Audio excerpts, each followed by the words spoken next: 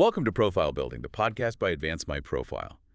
Here we talk about what it really takes to build a strong, defensible immigration profile improving. The evidence, the strategy, and the mistakes that decide whether a profile gets approved.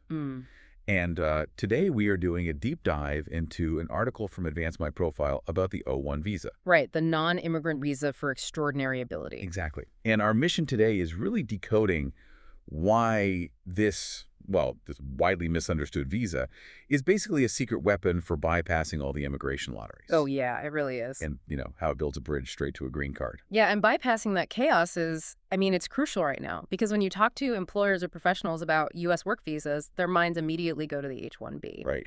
But the H-1B is fundamentally a game of chance. The selection rate fell to something like 14.6% in fiscal year 2024. Wow, just 14.6. Okay, let's unpack this.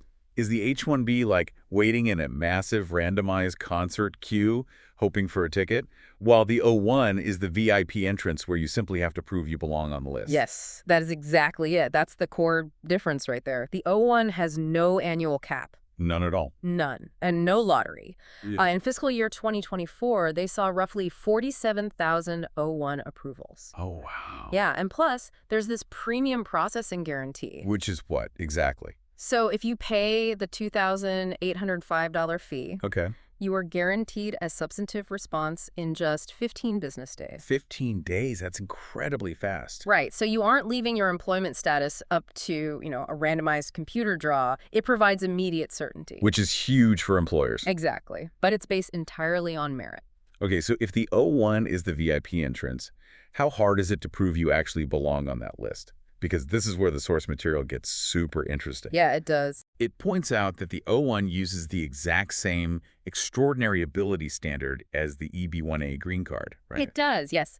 They both use what's called the Kazarian two-step framework. Wait, if the criteria are nearly identical, isn't the O-1 just a elite version of the EB-1A? No, it's definitely not a lower bar. It's not elite version at all. Oh, really? Yeah, it's just a different timeline. So they both use that Kazarian framework, right? Right. But the O-1A has this massive 90 to 93% approval rate. Which is wild. It is, because the EB-1A approval rate usually sits around 50 to 60%. So why the big gap if the standard is the same?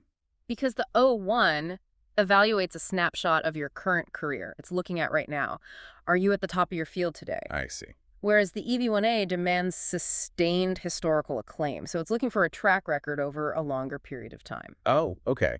So the strategic play here is using that initial 3-year window of the O-1 Yes, exactly. to intentionally build up the sustained evidence required for the green card.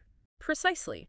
You use that time on the O-1 to get the U.S. media mentions, the citations, the major awards. You're basically building the EB-1A case while working in the U.S. Exactly. It's the perfect bridge. But, getting that O-1 does come with some pretty specific procedural quirks. Right, because you have the talent and the timeline, but you can't just apply on your own, can you? No, you can't. So unlike the EB-1A, which is self-petitioned. Meaning you don't need a sponsor. Right.